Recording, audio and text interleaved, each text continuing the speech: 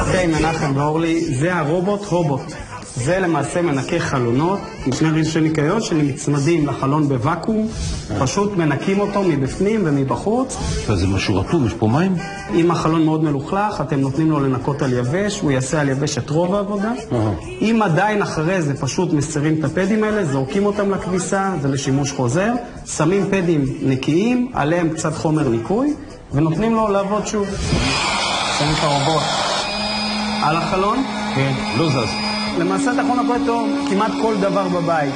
את הארונות בבית, את הקרמיקה באמבטיה, את המראות, את המקלחונים. פשוט שולח את הרובוט, בואו ינקה את זה לבד. אני יושב, פותח, צופה בתוכנית שלי, רק לאחר מכן צופה ברובוט. השתגענו, כל הזמן מחפשים פטנטים, רובוטים זה לא היחיד, אני מבין שיש. לא, יש לנו גם רובוטים לרצפה ורובוטים לניקוי אוויר, אבל אתה יודע, אנחנו איננו מאוד מאוד עצלנים.